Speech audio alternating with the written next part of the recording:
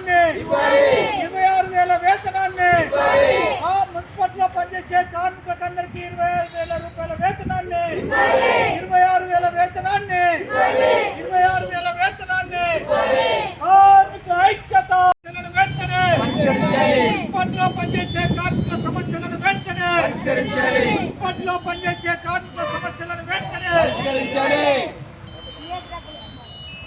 కార్మికులకు కావాల్సిన పిఆర్సీ వేతన బకాయిలను వెంటనే పిఆర్సీ వేతన బకాయిలను వెంటనే పిఆర్సీ వేతన బకాయిలను వెంటనే కార్మికులకు చెల్లించాల్సినటువంటి పిఆర్సీ వేతన బకాయిలను వెంటనే ప్రతి నెల మొదటి వారంలోనే కార్మికుల జీతాలను ప్రతి నెల మొదటి వారంలోనే కార్మికుల జీతాలను ప్రతి నెల మొదటి వారంలోనే కార్మికుల జీతాలను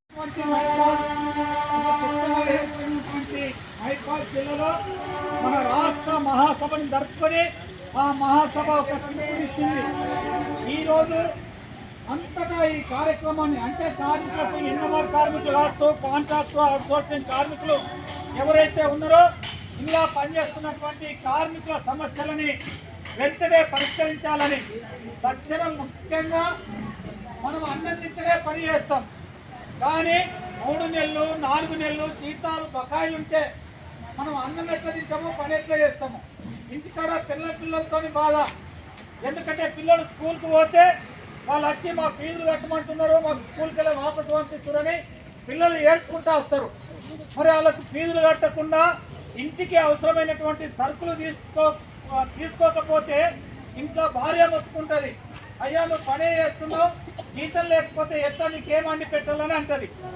మనకు ఆరోగ్యం బాగాలేకపోతే దవాఖానకు పోవాలా, డబ్బులే లేకపోతే ఎట్లా పోతాం.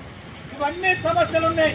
అంటే ప్రభుత్వం ఏమంటుంది, మున్సిపాలిటీ ఏం చెప్తుందంటే మీరు 7 కిలో పైసలు తెచ్చుకుంటారో ఏం చేస్తారో 3 నెలలు అవుతుందా 4 నెలలు అవుతుందా, కానీ మీరు డ్యూటీకి మాత్రం ప్రొద్దున లేవగానే 5 గంటలకు రావాలి, 5కే ఉండాలా, 5 కన్నా 1 నిమిషం వెనుక ముందు కావచ్చు, ముందే ఉండదు కానీ తక్కువ ఉండద్దు అని చెప్పి చెప్తున్నారు. అందుకని ఈ సమస్య పైన మనకు రావాల్సినటువంటి వేతనాలు ఏవైతే ఉన్నాయో ప్రభుత్వ ఉద్యోగస్తులకు అందరికీ పర్మనెంట్లకు ఇంకా ఎట్లయితే ప్రతి నెల మొదటి వారంలో వాళ్ళ జీతాలు పడుతున్నాయో మనకు కూడా అక్కడే ప్రభుత్వ ఉద్యోగుల మాదిరిగా మనకు కూడా మొదటి వారంలోనే మీ అకౌంట్లలో పైసలు పడాలని చెప్పి అడుగుతున్నాం.